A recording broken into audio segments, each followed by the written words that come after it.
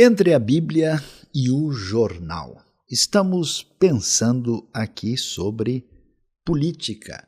E ao falar nisso, vamos ter toda a importância dada à nossa individualidade. Mas a virtude e o bem-estar ultrapassa essa realidade, de modo que temos que fazer diferença não só na individualidade, para a comunidade, para a construção da cidade. E pensando sobre isso, talvez o sonho maior dessa realidade tão desejável é fazer com que os valores superiores do reino de Deus, que dominam o cenário da história na sua dimensão maior, façam toda a diferença na vida daqueles que serão representantes do povo no governo da cidade. Aí sim, nós vamos ter o encontro daquilo que é bênção, daquilo que abençoa a cidade e que certamente fará bem a toda a comunidade, juntamente com a expressão da verdade.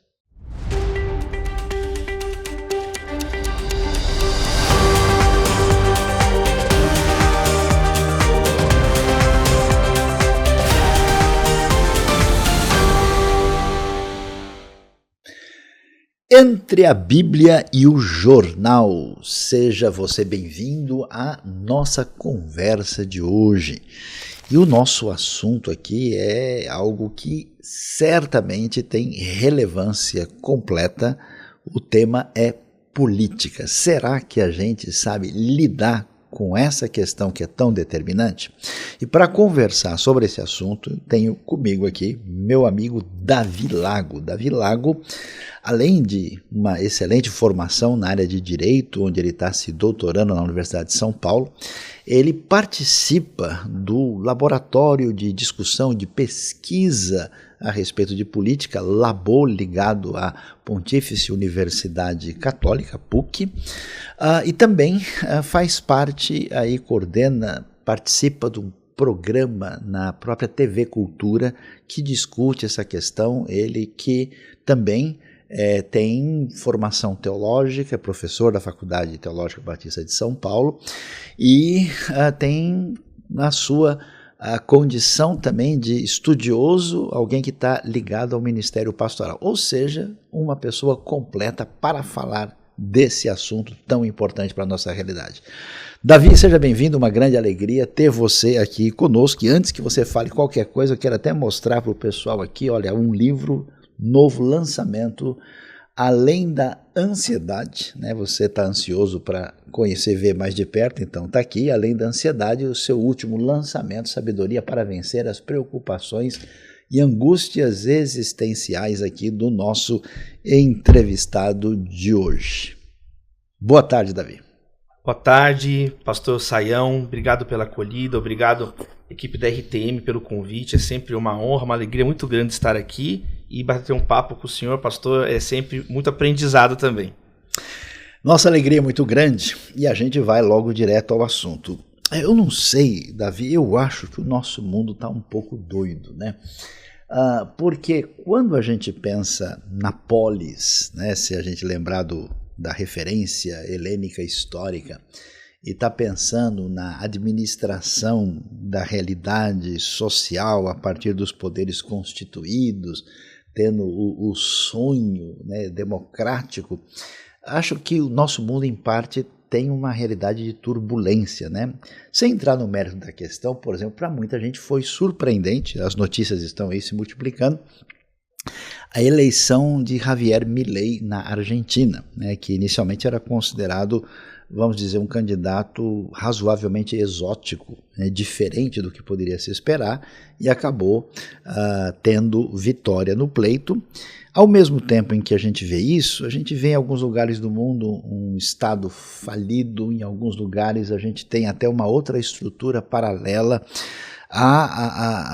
do outro lado, uma espécie de fascínio por figuras muito fortes que até parecem ofuscar uma realidade que seria minimamente associada à democracia e à liberdade. Então eu acho, não sei se eu estou errado, você vai me ajudar aqui, que acho que o nosso povo, incluindo o povo brasileiro, parece não tem muita noção do que é política. Então você que é especialista no assunto, dá uma introdução geral para a gente, porque eu acho que muita gente pensa assim, ó, política é o seguinte, uma vez a cada tanto tempo eu escolho a pessoa que vai mandar lá e é isso aí. Então dá uma entrada para a galera que está sintonizada com a gente. Política é bom, é mal, faz bem à saúde, a gente come com canjica, como é que funciona isso? Bom, pastor, são perguntas profundas, né? Mas a gente pode começar de uma distinção simples. Política como uma atividade que visa organizar o bem comum, a coletividade.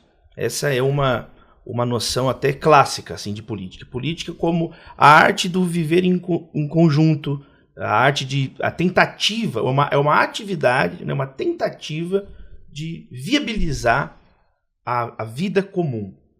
Hoje em dia, quando a gente usa política, ela não tem esse sentido apenas, né? Esse sentido assim mais nobre, muito ligado às ideias de Aristóteles, por exemplo, como o senhor resgatou a teoria política clássica na Grécia, né? Em Atenas em especial. Uhum. Mas, por exemplo, especialmente no período moderno, a palavra política, a partir de Maquiavel, textos clássicos do período moderno, ela ganha um ar um pouco mais pejorativo, como política como alguém que vai se dar bem, alguém que vai querer o poder pelo poder.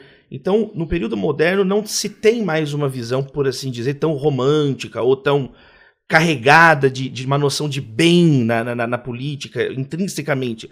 Se torna um pouco mais cética a visão dos pensadores modernos em relação a essa atividade política. Extremamente num país como o Brasil, a gente vê isso muito claro. Politiqueiro, política sempre considerado com P minúsculo, com politicagem, com...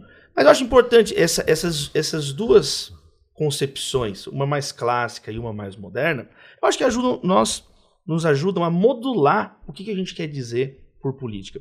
Há um outro fator também, especialmente quando o senhor menciona o Estado democrático de direito, ou seja, a forma prática, jurídica com que a política é estabelecida hoje, com um conjunto de regras, de processos, de procedimentos eleitorais.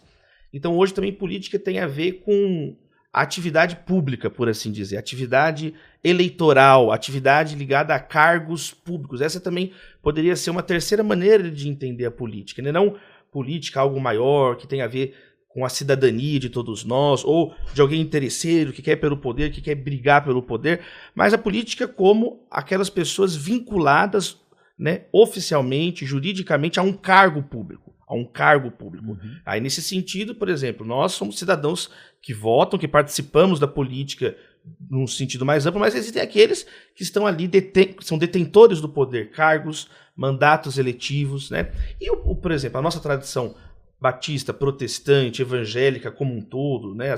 As diversas congregações protestantes, metodistas, presbiterianos, contribuíram em muito para que as instituições políticas no período atual existissem como existem.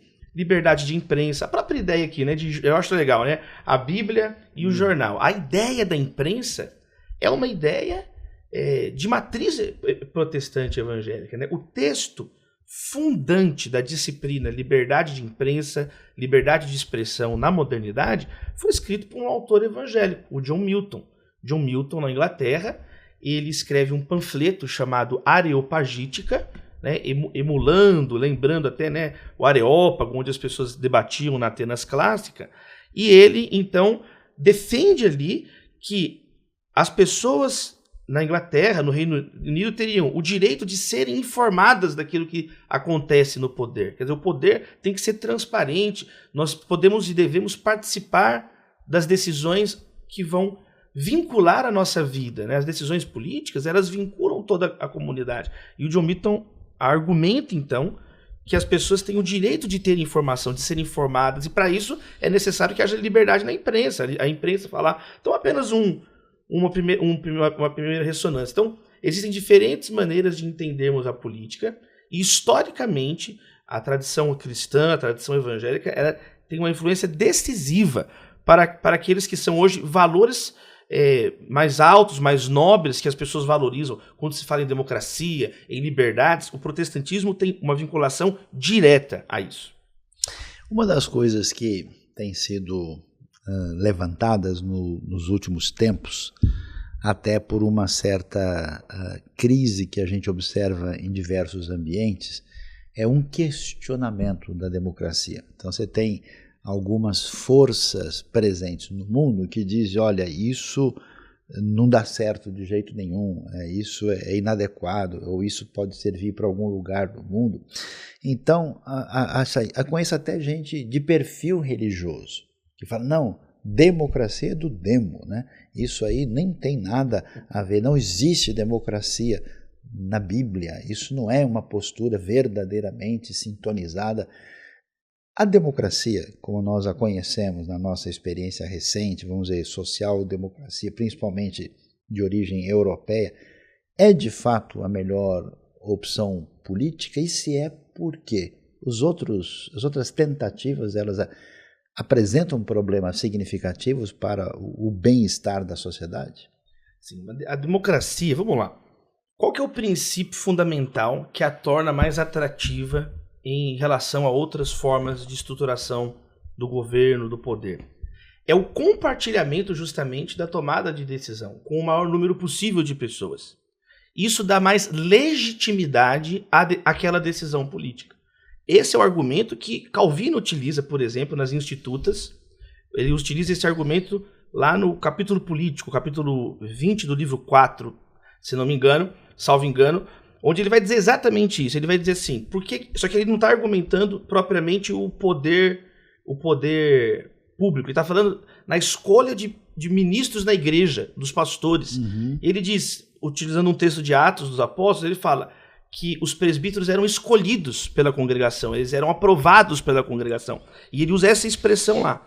Isso dá maior legitimidade ao pastor, quando ele não é imposto por uma autoridade superior, como era o caso do catolicismo na época. Sim. Então, nesse sentido, ele abre aí uma argumentação, podemos dizer, proto-democrata. Mas o grande fascínio que a democracia ela vai exercer é justamente esse. É algo intuitivo. Quando nós sentamos, por exemplo, numa mesa para pedir uma pizza com a família. Não é assim? A gente, o que você quer? O que você quer? O que o outro quer? 4 queijos. Porque o objetivo é que todo mundo fique feliz naquele momento. Não, chega um que fala, todo mundo vai comer pizza de abobrinha. Nem todo mundo gosta de pizza de quiabo, né? Resistir ao quiabo, ele fugirá de nós. Quer dizer, nem todo mundo gosta de pizzas exóticas. Então, a democracia parte dessa mesma ideia, só que em Atenas, ela foi estabelecida como uma forma de poder político. Por isso que se fala de Atenas enquanto berço democrático, né? Não querendo romantizar demais, mas de fato, comparado com todas as outras formas de governo da antiguidade, né, os atenienses ficariam chateados da gente falar que são os gregos, né?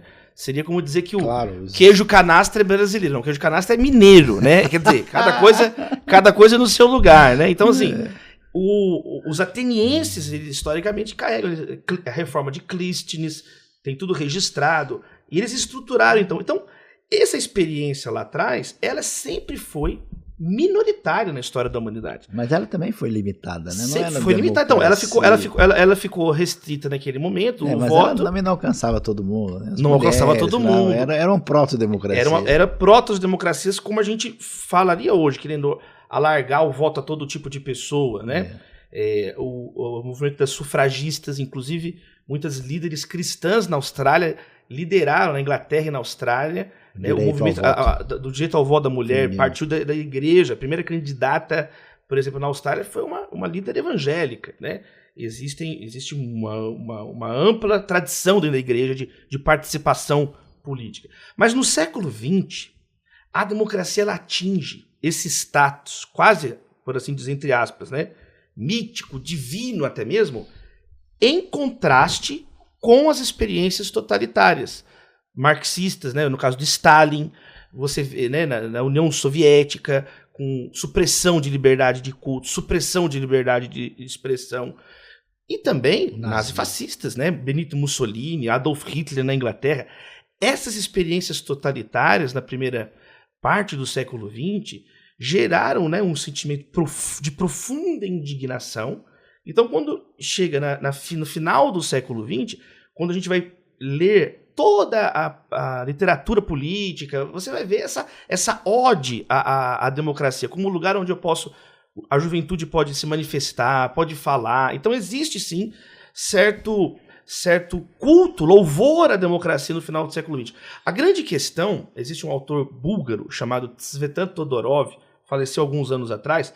Todorov vai dizer que o problema na virada do século XX para o século XXI é que a democracia vai ficando uma palavra meio que um coringa, assim, que a pessoa joga, dá uma cartada que vale qualquer coisa. Exato. E é uma palavra que se tornou, no início do século XXI, esvaziada de qualquer significado. Ela é como assim, amor, justiça, democracia. É uma palavra que ficou tão grandiosa. É interessante ver República Federal da Alemanha e República Democrática Alemã, que era exatamente o pessoal o oposto, mais... né? O caso da República Democrática do Congo, onde uma guerra civil, né? Quer dizer, o nome, as palavras, a palavra democracia, ela foi de fato tão esvaziada na virada para o século XXI, porque, por exemplo, um questionamento que era feito: vamos impor os direitos humanos à bomba, né? Que foi um grande debate político quando a reação dos Estados Unidos da América e a coalizão de forças da OTAN, por exemplo, no Oriente Médio, a questão da Al-Qaeda,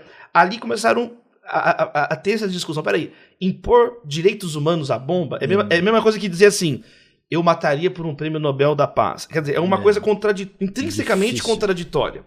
Então, o Todorov, para a gente não perder, ele diz assim: esses são os inimigos íntimos da democracia. A democracia, quem é contra a democracia? Quem é contra o amor? Quem é contra? O problema é qual que é a paz. Mas que democracia é essa? Então, hoje vivemos esse fenômeno de desdemocratização ou recessão democrática, ou, como eu gosto de dizer, estado dramático de direito, onde se perdemos as próprias testemunhas do Holocausto, no nazismo, aquela geração meio que foi passando. Estão com 90 anos, 100 anos os sobreviventes que testemunharam aquilo. Então, as novas gerações já estão tão distantes desses acontecimentos, foram ficando cada vez mais distantes, que questionam se existiu, chega ao absurdo, né? Então a gente vê, sim, hoje uma desvalorização de conquistas democráticas e novas demagogias e fantasias surgem como se a solução fosse menos democracia. Então, considerando a sua percepção a respeito do tema, né? Você está aqui com a gente entre a Bíblia e o jornal, com Davi Lago aqui falando sobre política no contexto da nossa realidade dos nossos dias. Eu pergunto para você, será que nós temos neste momento, nas últimas décadas, ou talvez até antes disso, no contexto das Américas, uma maturação da democracia? Que ambiente, já que democracia virou um coringa que a gente pode usar em tudo, qualquer situação, que ambiente você diz, olha, aqui parece que a gente está tendo uma experiência democrática significativa? Eu acho que nos Estados Unidos, na América do Norte, na época tal, parece que sim, mas não é bem assim.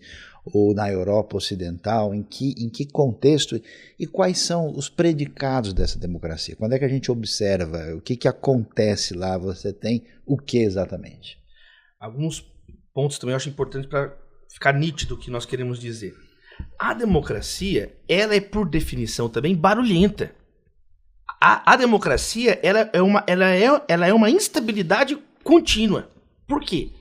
O pressuposto da democracia é que as pessoas falam, elas participam do debate. Então, o cidadão silencioso é próprio, os calabouços são próprios de autocracias, de ditaduras. Agora, a democracia o símbolo dela desde Atenas é a praça.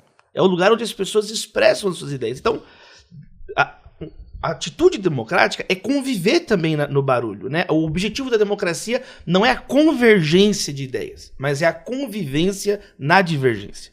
Então, ela propõe uma saída prática real para uma sociedade plural, cada vez mais plural. Uma sociedade onde as pessoas têm diferentes pontos de vista, têm diferentes objetivos na vida.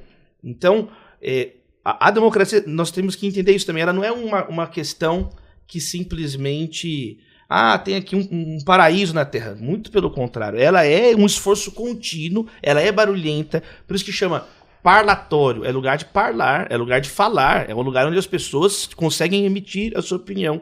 Agora, já as autocracias não têm essa possibilidade, né? As pessoas têm que seguir ali uma cartilha. Você vê quantas ditaduras existem no mundo hoje, onde fuga de pessoas de países, por exemplo, na Venezuela, quantas pessoas fogem de lá? Eu estive na fronteira, Pacaraima, Roraima, né, no auge de 2017, junto com a Visão Mundial, com a Unicef, e nós fomos lá escrever um relatório sobre como que na fronteira o tráfico humano, né, de crianças. Então, assim, fugas massivas de regimes. Chegando a 7 milhões de pessoas. É uma coisa. São dados de difícil computação, porque eles queimam arquivos, fogem.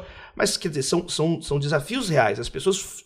Ninguém quer viver em regimes totalitários onde eu não posso expressar. Agora, aqueles que também estão dispostos a estar numa democracia precisam entender isso, né?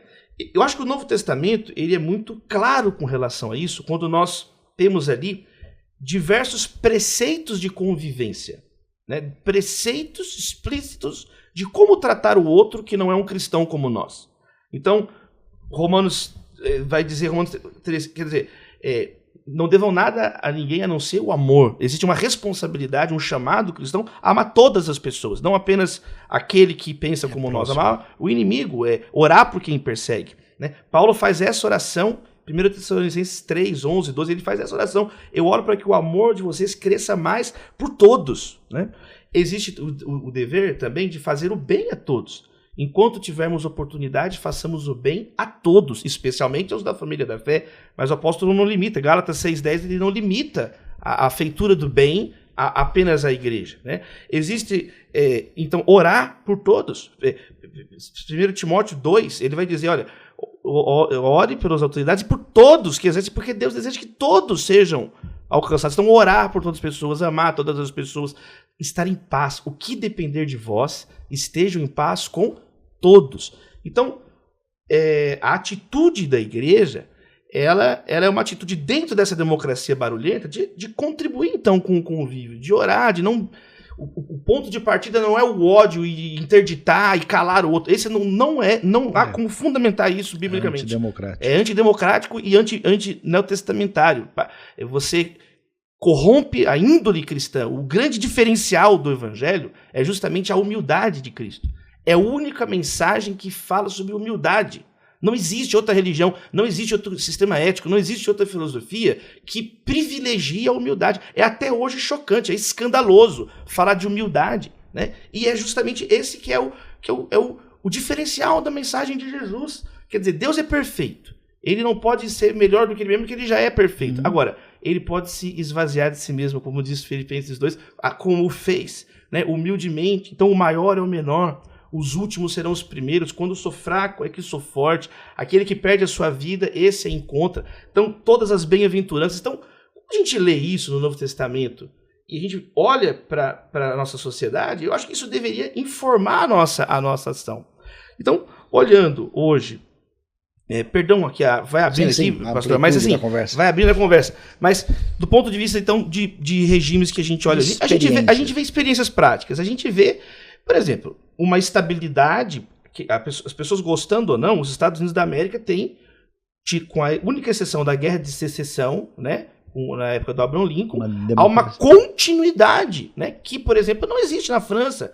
A Revolução Francesa não durou. Saiu o filme do Napoleão agora, do Ridley Scott, com o Joaquin Phoenix, etc. Você vê lá o que aconteceu, a Revolução Francesa, que pregou a igualdade, liberdade, fraternidade, o negócio foi pesado. Foi guilhotina uma atrás da outra ali. Então, muito sangrenta. Os Estados Unidos, por outro lado, foram capazes de criar o sistema presidencialista. É uma criação estadunidense. O presidencialismo é uma criação recente, 200 e poucos anos. A ideia de uma corte, né, de uma Suprema Corte, como eles chamam lá, a gente no Brasil tem a figura do Supremo Tribunal Federal, mas o constitucionalismo moderno, a moda dos Estados Unidos, também é um diferencial, né? Então, nós vemos nessa experiência dos Estados Unidos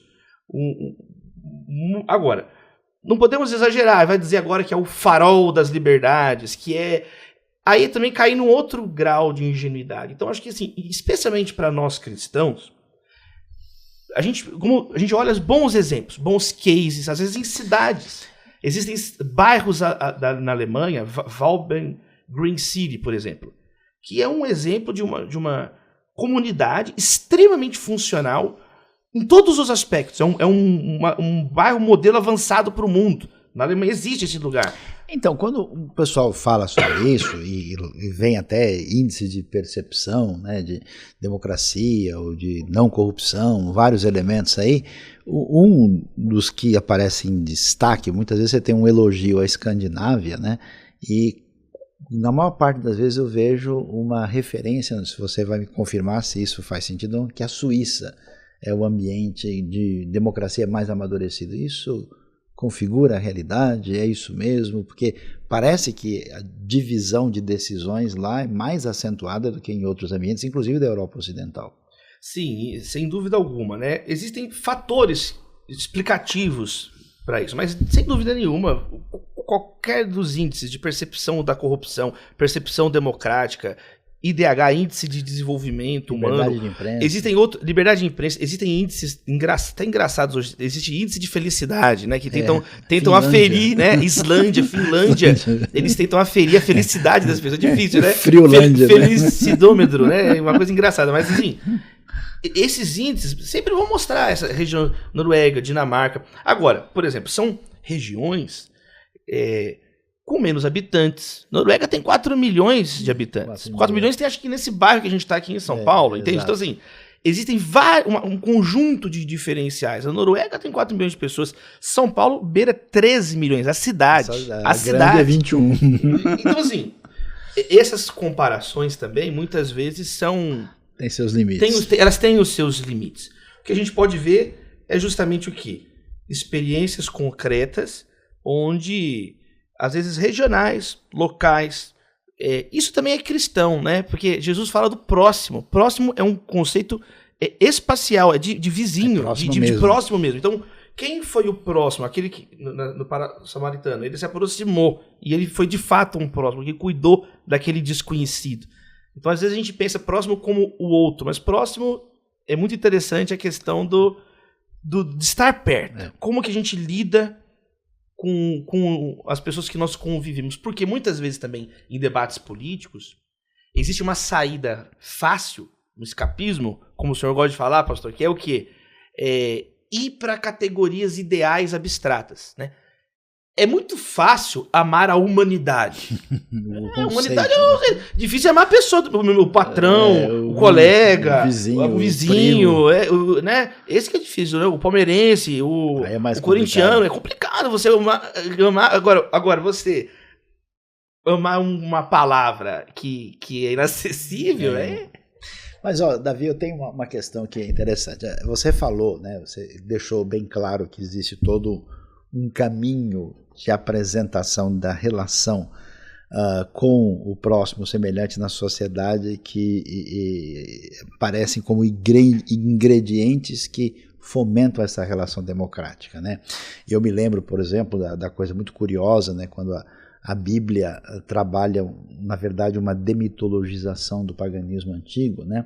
E ela esvazia, né, o poder dos monarcas daquele mundo onde o monarca é divino, né, e afirma de maneira contundente que só o Senhor é Deus, né, que ninguém pode estar nesse papel. E até Deuteronômio 17, você tem aquela questão lá de que o rei ele precisa prestar contas à lei divina, então o seu poder também é esvaziado. Então você tem vários elementos que constroem nesse ambiente judaico-cristão um caminho desse amadurecimento social, político, relacional.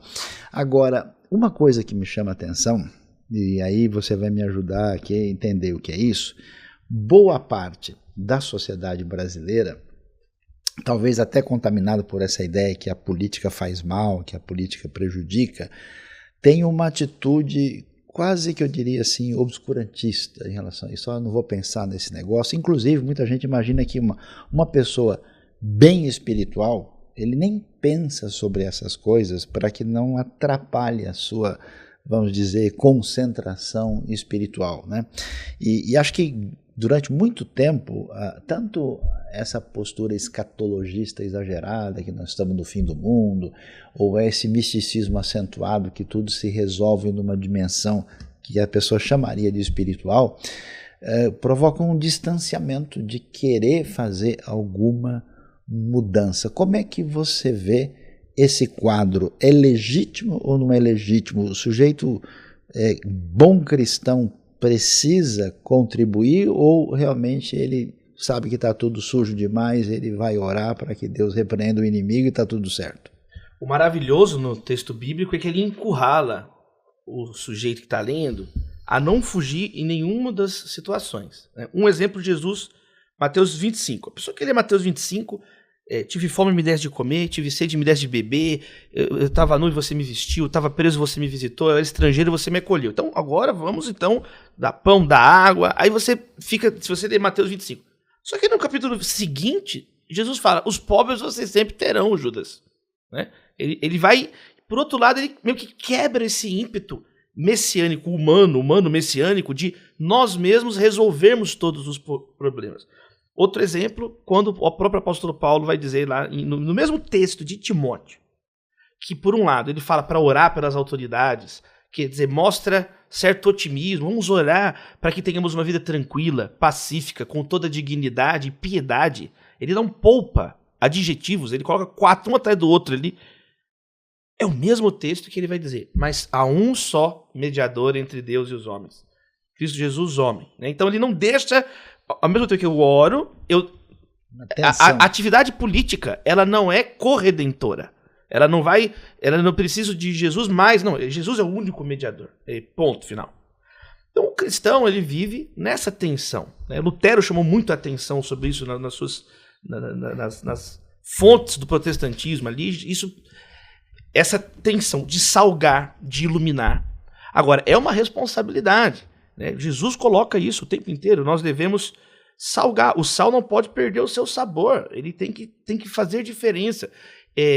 A luz a candeia tem que estar bem posicionada para brilhar. Não porque essas obras vão me salvar, não. Para que o Pai seja glorificado. Resplandeça a vossa luz diante dos homens. Então, quando Jesus foi assunto aos céus, Atos capítulo 1, o pessoal ficou olhando para cima assim, surgiram 2 sujeitos de branco. Agora, gente, vamos lá. Salgar, né? Vocês não são sal do céu, vocês são sal da terra. Vamos agora, vocês precisam fazer a diferença. Vocês não podem. Então, é uma traição ao texto bíblico, né? Ao que Jesus ensinou. A pessoa que quer escapar, é muito cômodo, muito confortável. Não quero falar com ninguém, não me importo com ninguém. A pessoa ainda está presa no egoísmo, ainda está numa situação primitiva de vida, onde ela não foi ainda transformada, regenerada. Flui do coração de quem foi regenerado o amor. O 1 João é só sobre isso. Então, mas essas pessoas, eles até dizem que querem fazer isso como atividade espiritual, mas eles não querem participar dessa realidade que tenha qualquer sintonia com o contrato social e com esse tipo de, vamos dizer, síndrome de avestruz, né, que eu não quero ver essa realidade. E como é que a gente lida com isso? Onde é que está a fragilidade dessa maneira de pensar? Eu acho que o primeiro ponto é uma fragilidade na leitura do texto bíblico, pastor Sayão. Acho que tem uma dificuldade também teológica, de leitura, é um misticismo. Isso aí é um misticismo. Olha só, historicamente, foi a igreja que criou os hospitais. Pois é. A instituição hospitalar, ela é fruto da igreja bizantina. Tem o ano 369, né? São Magno, ele vai e faz São Basílio Magno. São Basílio Magno, na igreja bizantina, um líder cristão, cria um lugar dedicado a ser uma instituição para receber doentes. Isso não existia. Até século XVIII e XIX, Japão, China, não tinha hospitais, foram missionários cristãos que fundaram a instituição hospitalar no Oriente, porque essa é uma ideia que vem de uma ética cristã de salgar, de amar gratuitamente as pessoas, entendeu? Então, nem a igreja ocidental foi capaz de criar o hospital, nasceu na igreja bizantina, tem várias teses de doutorado tentando entender até hoje Qual foi a confluência que aconteceu com a igreja oriental que ela foi capaz de criar isso? Interessante. Né? Muito interessante. Então você vê as universidades, né? A igreja que criou as universidades, né? Os direitos fundamentais, a narrativa dos direitos humanos, mais uma vez, ela vem diretamente da igreja. Então, é uma traição ao texto bíblico, é uma traição à própria história nossa. É você descolar e dizer que agora você vai reinventar a fé cristã. Então, até porque o reino, além de ser futuro, ele já está entre nós. Já está, é o já e o ainda 17, não. Né? O já e ainda não. Então, claro que a pessoa não tem que ser um hiper militante, não é isso que nós estamos dizendo. Né? Você não precisa comentar todas as notícias do mundo. Graças a Deus por isso. Nenhum homem é uma pilha, né? Nós não somos uma bateria infinita, não. Nós temos que descansar. Agora, esse equilíbrio é o importante, é fruto da maturidade também. Por exemplo, o John Lennon.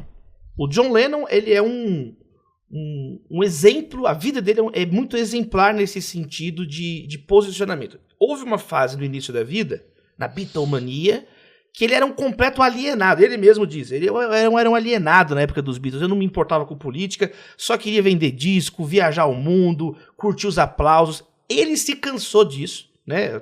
Todo mundo conhece a história da contracultura nos anos 60. Uhum. E quando ele vem para os anos 70, ele vai para o outro oposto.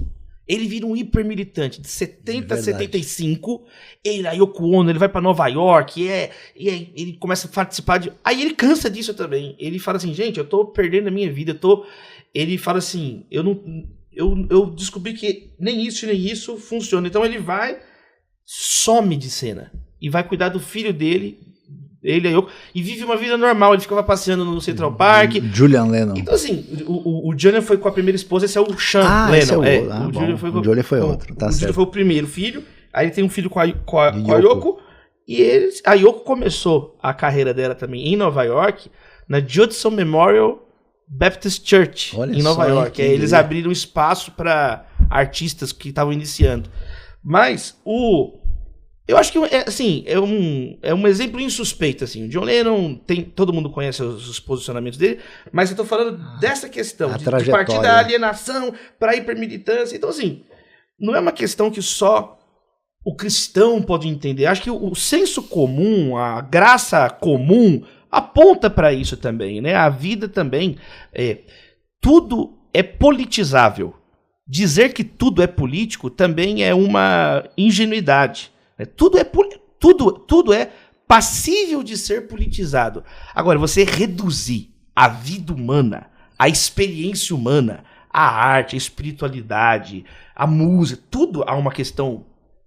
Ela pode ser reduzida a isso, mas não que ela é isso, né? Nós, especialmente nós, enquanto cristãos, professamos que dele, por ele, para ele são todas as coisas. Né? Algo muito acima. Agora, me chama a atenção quando a gente discute isso, né? Porque talvez dos debates em que envolve uma tensão muito grande é o papel e o limite do Estado, né? De forma que quando a gente vê, né, você citou Maquiavel, agora eu me lembro do Thomas Hobbes falando do Leviatã, né? Jean-Jacques Rousseau, toda essa discussão do Estado moderno.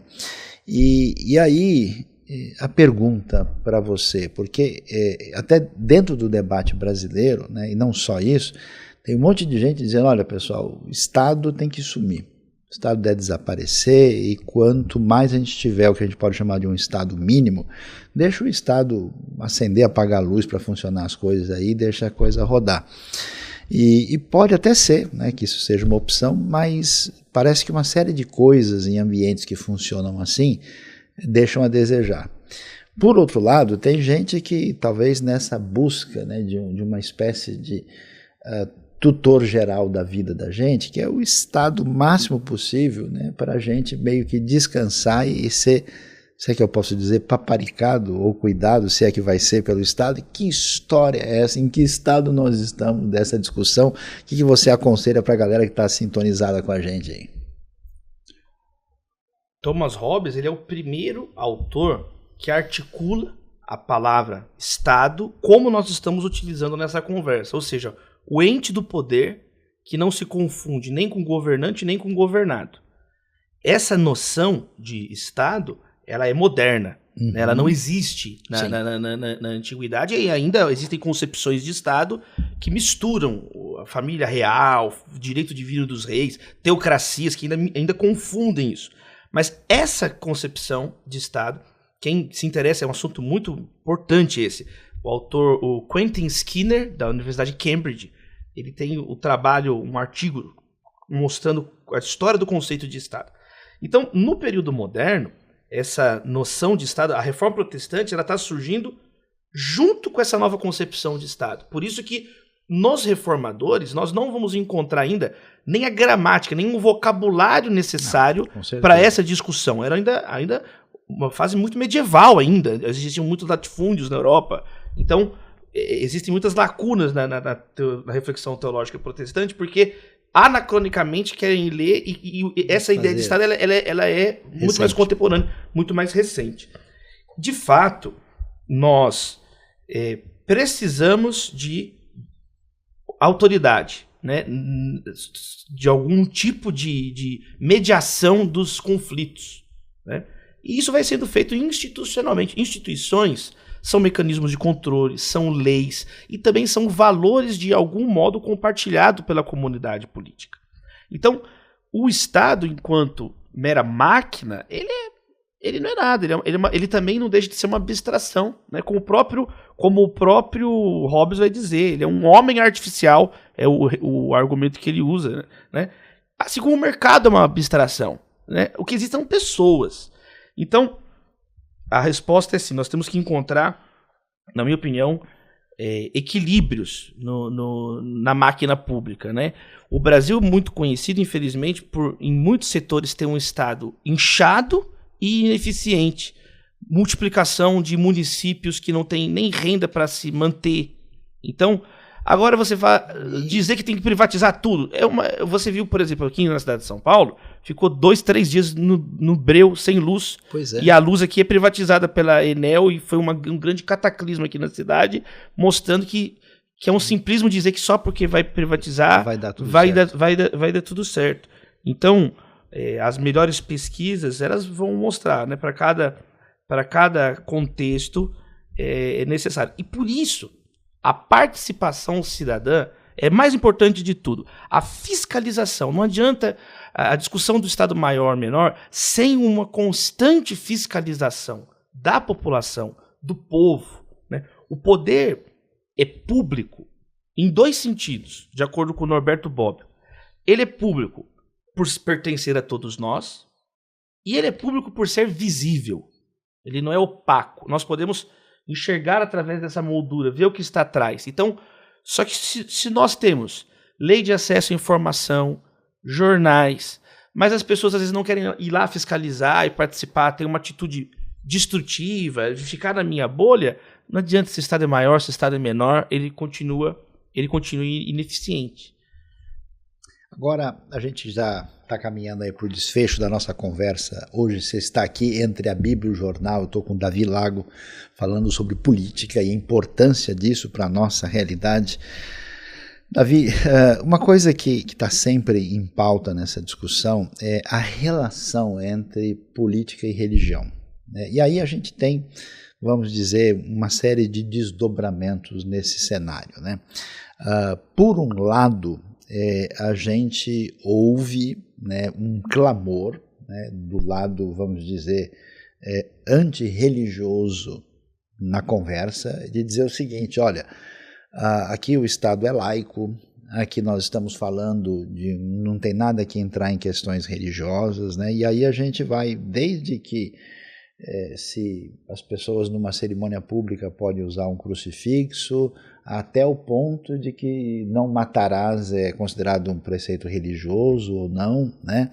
E até alguns falam, não, mas é diferente quando você diz que existe liberdade de religião e liberdade de afastamento da religião, né? O freedom of religion ou freedom from religion, né? Como tenta se explicar em inglês, né? E que história é essa, né? É pertinente a interação da esfera religiosa no ambiente político? Essa é uma pergunta de um lado, né? Do outro lado, nós temos um outro pessoal que diz o seguinte: não, a política só é boa e a gente vai ser sal da terra e luz do mundo se a gente dominar o poder. Então, os religiosos, sejam eles de vertente católica ou protestante ou espírita ou qualquer outra dimensão, e a gente tem isso explicitamente no islamismo, né, que tem a proposta de incluir a Sharia como referência de conduta política da sociedade. E como é que fica? Eu conheço gente que pensa assim mesmo: não, olha, se o Brasil for dominado por pessoas desse segmento religioso, aí sim a coisa vai funcionar. Devemos ter um Estado controlado por religiosos, a gente pode ter um Estado que discrimina os religiosos. Como é que está essa confusão? Ajuda a gente aí. As igrejas não conseguem muitas vezes organizar nem elas próprias. Não existe organização e justiça. A pessoa tem 100 pessoas na igreja e não consegue organizar, é tudo avacalhado. Imagina organizando um país. Então isso aí... Mas tem umas que conseguem. Mas mesmo assim... Uma atitude autocrata da liderança absoluta. Então assim, existem... Vamos lá. As duas grandes matrizes de laicidade no período moderno, são a matriz francesa e a matriz americana. Cada uma chegou em instituições baseado num contexto. A França, por exemplo, a Revolução Francesa foi extremamente anticlerical. É verdade. Anticlerical. Daí eles que cunham a palavra laicidade, pegando o laikos de leigo no grego. Uhum. Quer dizer, laico não é não religioso. Laico é contrário de clero. Então, um Estado laico era um Estado não controlado pelo clero, junto com a monarquia e junto com a nobreza. Em nenhum momento eles estão falando contra a religião, eles estão falando contra o clero. O laico é o oposto de clero. Laico, etimologicamente, nesse sentido de neologismo, que os franceses que criaram essa palavra. Não há uso, vem de lá. E no caso da França, podemos dizer, a laicidade à francesa, ela é bem agressiva, assim. Então você vive a sua religião, suas crenças, mas esse negócio de símbolos religiosos, esse negócio de andar com burca no metrô, esse negócio de crucifixos, de oração do Pai Nosso, não precisa disso. Então, existe essa dessacralização dos espaços públicos. Afasta da esfera pública. Então, esses seriam postulados de uma laicidade à matriz francesa. Eles tentaram mudar, inclusive, o calendário. Não conseguiram. Brumário, mudaram os nomes dos meses, mudaram a datação, mas não conseguiram, né? E continua antes e depois de Cristo. Agora, já nos Estados Unidos é completamente diferente, porque lá você tinha as colônias, que eram imigrantes que chegam por questão religiosa, fugindo de perseguição religiosa. Então, nos Estados Unidos, quando eles se reúnem, essas colônias, e fundam então os Estados Unidos da América, a Revolução Americana, etc., eles eram religiosos. Essas colônias eram organizadas a partir dos pastores, dos presbitérios. Então, nos Estados Unidos existe uma laicidade que vai ser colocada formalmente depois da Constituição, na primeira emenda. Uhum. Porque a Constituição ainda é Deus Criador, o nosso Senhor, ainda tem... O vernáculo ainda é quase uma oração. A Constituição americana é quase uma oração, fala de Deus o tempo inteiro. Aí vem a primeira emenda, o primeiro dos Bill of Rights, que aí sim é considerado o dispositivo que separa, né? Então, o Congresso ele é impedido, ele não pode criar nenhuma lei, nada que prejudique o exercício do culto, da liberdade. Então, a primeira emenda nos Estados Unidos é quando não existe nem a palavra laico lá. A palavra laicidade nem aparece na Constituição. Aparece na primeira emenda essa cláusula. Então, a laicidade americana ela já é diferente. O Estado não pode atrapalhar o exercício do culto. Existe, por exemplo, quando o presidente toma posse ali, ele jura com a mão na Bíblia, faz parte até do ritual dos Estados Unidos, jurar com a mão na Bíblia, a oração que um pastor faz. Todos os presidentes dos Estados Unidos foram evangélicos, o Biden e o Kennedy, os únicos católicos. Então, existe em God Trust, no dólar, aí existem interpretações. Que Deus é esse que está falando aqui? Alguns vão até dizer, não, esse é um Deus cívico, é um Deus dos americanos, ou ele abre a semântica para que as religiões possam arejar, cada um vê ali o seu Deus nisso daqui, etc, etc. Mas, quer dizer, as duas experiências de laicidade, elas, percebam, existem diferentes laicidades. Existem diferentes laicidades. Agora, essa separação, ela é desse ponto de vista, do ponto de vista formal, nas leis. Agora, a democracia, como nós conversamos no início desse papo, é a ampliação da possibilidade das pessoas participarem. Então não é que a igreja é um puxadinho do Estado e nem o Estado é um puxadinho da igreja. Agora, o cristão, como qualquer ateu, como a pessoa de qualquer religião, pode e deve participar.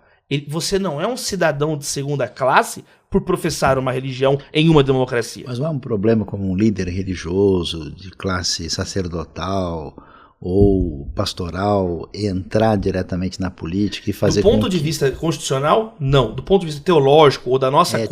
Ético, talvez. Mas não existe figura do abuso do poder religioso. Isso não existe. Existe abuso econômico. Entendeu? Se o cara quer ser o pastor que vai lá, o padre que vai lá, o babaloê, o orixá que vai lá, entendeu? Aí, claro que, o senhor conhece, nós já fizemos vários debates sobre isso, eu tenho os meus posicionamentos de ética, de teologia, mas do ponto de vista jurídico, não. Então, não o cara não há problema, entende? Mas não pode haver uma situação de, vamos dizer, a palavra é um pouquinho forte, uma certa promiscuidade. Alguém tem um poder dentro do ambiente de influência do sagrado, e aí ele migra isso. O argumento que é utilizado mas a pessoa tem o poder sindical, o poder cultural, o poder estudantil, todo mundo tem um poder midiático, o poder do dinheiro. Por isso que o que existe é o abuso do poder econômico. E o Brasil tem criado situações, debates interessantes, muito proveitosos. A gente às vezes enfatiza também só os debates que não dão certo, mas, por exemplo, foram... na minha opinião, melhoradas algumas regras do direito eleitoral brasileiro na época da campanha. Por exemplo, dos negócios do santinho em templo. Isso foi refinado. Agora, na época da campanha, para garantir a eleição mais justa possível, mais limpa possível, mais transparente possível, né, sem abuso do poder econômico. Agora, o restante da vida, o que a pessoa vai fazer numa democracia a dor e a alegria da democracia é essa. Você pode falar o que é, mas às vezes tem que ouvir o que não quer, né? Tá certo. E só complementando uma coisa que eu pensei aqui, que a cabeça vai fervilhando aqui, pastorzão, olha só. Quando o senhor falou do Estado, né, maior ou menor, tinha duas coisas que eu ia falar que eu perdi, mas eu lembrei só para fechar isso aqui. Esse debate do Estado maior ou menor, assim, um dos momentos mais ricos dele, do ponto de vista da teologia, foi na virada do século XIX para o século XX. Por quê? Primeiro, na Alemanha, surge pastores luteranos que vão dar origem àquilo que é chamado hoje o Partido da Democracia Cristã, que inclusive é o partido da Angela Merkel, filha de pastor. Sim. Os democratas cristãos tiveram aportes também do catolicismo, mas eles pensaram isso, eles diziam isso, é necessário uma economia social de mercado, onde as pessoas podem desenvolver suas atividades econômicas, produzirem, mas ao mesmo tempo, por causa do princípio da solidariedade cristã, é necessário ajudar as pessoas que estão lá com o braço decepado na usina, na indústria, a criança que foi abandonada, a viúva. Então, eles utilizam, por exemplo, os comentários, o Catecismo Menor do Lutero, quando ele fala que não matarás, inclui também deixar de dar pão para alguém. Lutero, eles resgatam esses escritos luteranos, né? Extraordinário. Né? Muito interessante. Então, a democracia cristã, no meu entendimento, ela conseguiu equalizar e colocar na prática, no período do pós-guerra, quando é chamado milagre econômico alemão, né, Konrad Adenauer, eles conseguiram executar isso na prática, essa visão desse Estado, que vai ser copiado ao redor do mundo. Vão ser criadas outras versões, a social-democracia, outras versões mais modernas, a terceira via do Giddens na Inglaterra. Agora, não só os protestantes. O Papa Leão XIII foi muito importante nessa discussão, quando ele escreve a encíclica Rerum Novarum, né? Então o Papa Leão XIII ele faz um contraste muito grande com o Papa Pio IX, que convocou o Vaticano I, que ficou cercado, encurralado ali no Vaticano, perdeu os estados papais na Itália, Garibaldi, a Revolução Italiana. Então o Papa Pio IX foi um movimento de recrudescimento do catolicismo, ele que vai, né, gerir lá o dogma da infalibilidade papal no Vaticano I, assim, um grito meio que de desespero, por ser aquele papa que perdeu o poder político, controles políticos, é o papa mais longevo da história, né? Segundo a tradição, apenas o apóstolo Pedro foi, né? Mas assim, comprovadamente, ele é o mais longevo papa da história, Papa Pio IX. Quando vem Leão XIII, ele vem já num outro contexto, já sem o poder, não é que eu sou só líder espiritual mesmo, parece que ele fala, vamos dar um comunicado político mais utópico também. Então a encíclica Rerum Novarum sobre a condição dos operários é um texto seminal que precisa ser estudado novamente por quem quer entender política hoje, porque no Brasil o debate é muito anacrônico, estão usando ainda categorias do século XIX, então já tem respostas lá. Nesse texto, ele meio que acaba com o comunismo de então, né, mostrando na Bíblia a propriedade privada, na filosofia, na lógica, né, o não roubarás, não furtarás. Ele começa a mostrar como que o comunismo pregado no século XIX era uma inviabilidade teológica, filosófica, e está tudo lá na Rerum Novarum. Mas, ao mesmo tempo, já tinha de uma semente de dizer, mas, por outro lado, nós não podemos caminhar por uma sociedade egoísta, que maltrata o pobre. Então, ele pontua para os dois lados, não apresenta uma resposta concreta, prática, como a democracia cristã alemã, mas não deixa de oferecer respostas teológicas também sobre a questão de um Estado maior ou menor. Nós estamos já caminhando para o final da nossa conversa de hoje aqui entre a Bíblia e o jornal. Eu quero agradecer muito a presença aqui do nosso querido Davi Lago, que nos trouxe aí muita reflexão interessante sobre a realidade do convívio social, da maneira de organizar a polis, de como é que nós devemos considerar vários elementos para que liberdade, democracia e uma sociedade promissora se torne uma realidade. Vou pedir ao Davi, então, para ele dar suas últimas palavras aí, o seu desfecho dessa conversa tão especial que tivemos hoje. Lembrar as palavras de Jesus, né, pastor? Né? Vocês são o sal da terra, né, mas se o sal perder o seu sabor, ele não servirá para mais nada, a não ser lançado fora e pisado pelos homens. Vocês são a luz do mundo.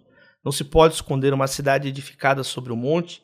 Ninguém coloca uma candeia debaixo da mesa. Ao contrário, coloca no local apropriado e assim ilumina todos que estão na casa. Da mesma forma, resplandeça a vossa luz diante dos homens, para que vejam suas boas obras e glorifiquem o Pai que está no céu. A palavra é essa, né? Vamos ser o sal da terra verde e amarela. Obrigado, pastorzão.